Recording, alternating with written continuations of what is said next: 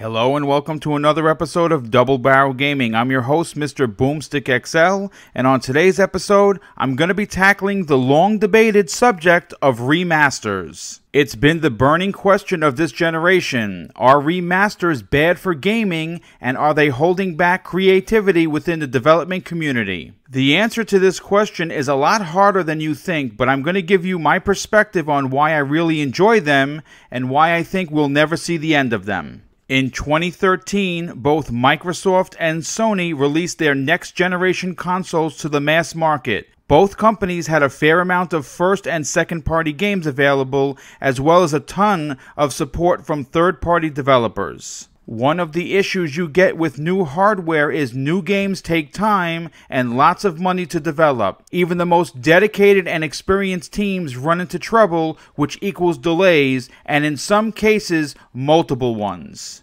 That is where remasters come into play. A quick fix to a console having quantity over quality, and in most cases, a quick revenue flow for the publisher. If there's one thing that this generation is going to be remembered for, it's going to be all of the Xbox 360 and PS3 games that made it on to next-gen hardware. Many media outlets and gamers alike have always considered remasters as cash grabs, and in some instances, they aren't wrong. Some of these games are great additions to anyone's collection, and some should have never been allowed off the production line. Here's a list of the best remasters and a few of the worst. Remasters done right: Halo 1 and 2 Anniversary, Gears of War Ultimate Edition, Call of Duty Modern Warfare Remaster, The Last of Us, The Uncharted Collection, Mario Kart 8 Deluxe, Bayonetta 1 and 2, Batman Arkham Collection, and the last but certainly not least, the BioShock Collection. Here are some remaster cash grabs: Deadpool, Dead Island Definitive Edition, Prototype 1 and 2, Borderlands Collection, Transformers Fall of Cybertron, Darksiders 1 and 2, followed by Metro 2033, and Last Light. This isn't even half of the remasters that are available. Some of these are really great examples, and some are really bad ones of the remaster business in this generation.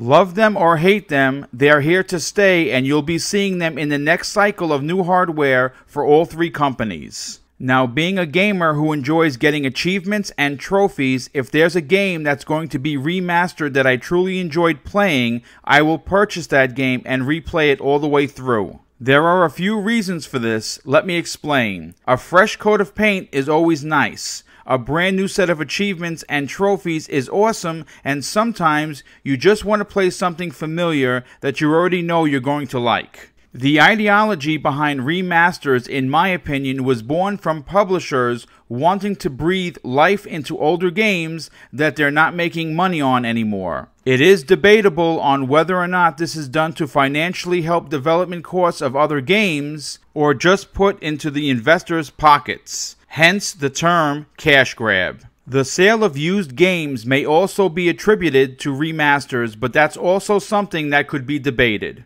There has always been a used game market, from mom and pop stores all the way to the big companies like GameStop. Heck, we've all been guilty of selling games we don't want to our friends, and as long as there's going to be physical copies of games, there's going to be a market for used titles. I wanted to give Shinobi602 of Twitter a big shout out because on February 27th, he tweeted about an Activision investors call where a leaked document had wording regarding remasters. More remasters are coming from our library of IPs in 2018. This is not surprising in the least coming from Activision, and I expect more companies to follow suit. Like I said at the beginning of this video, I do enjoy remasters, especially on older games that I played in the last generation. Here are my top 5 picks for remasters that I want to see come out in 2018. The Dead Space trilogy, the Mass Effect trilogy, Doom 3, Burnout 3, and the top of the list,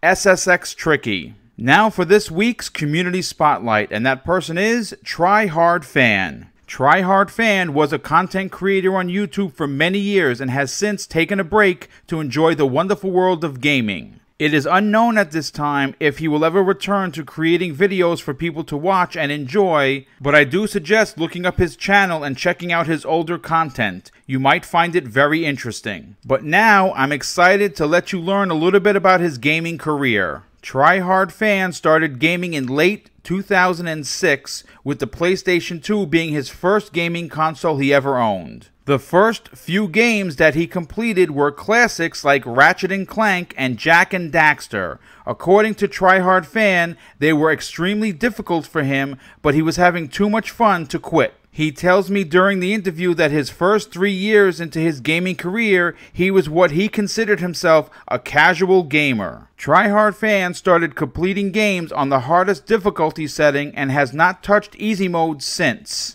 This, of course, is where the name TryHardFan originates. It's a pretty cool name when you think that he was inspired by not being good at video games and then went out of his way to get better at them. When asked what his favorite game of all time was, he immediately responded with Lost Planet 2 by Capcom.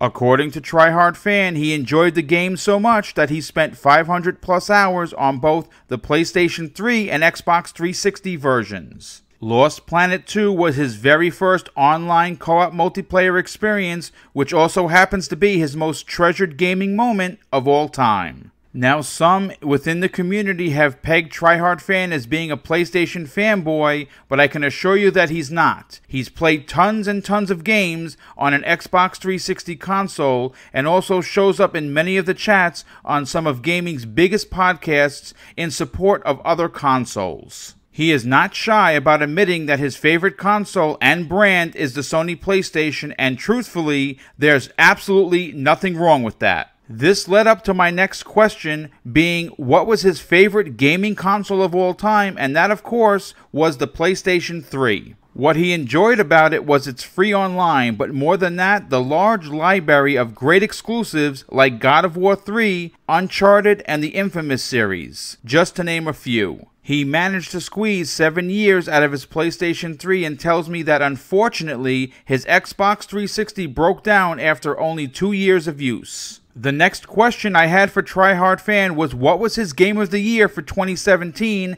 and without having to even think twice, his answer was Yakuza 0 for the PlayStation 4. He tells me that Yakuza 0 had a unique Japanese culture setting with an emotional crime drama action story. He played the game for over 87 hours, and the most enjoyable aspect of it was its side quests. He also enjoyed the graphics that were 1080p and ran at 60 FPS on the base PlayStation 4. Next up was his most anticipated games for 2018, and the two he gave me were Yakuza 6 and Spider-Man for the PlayStation 4. When asked what his favorite podcasts were, he tells me it's M&C Mornings and the Crossfire podcast. He tells me he chose those two podcasts because he really enjoys the community, and this is what he had to say in regards to that. It's always interesting to hear opinions that are often different from mine. I'm glad to have discovered how great and welcoming the Xbox community really is. I had a fun time interviewing TryHardFan,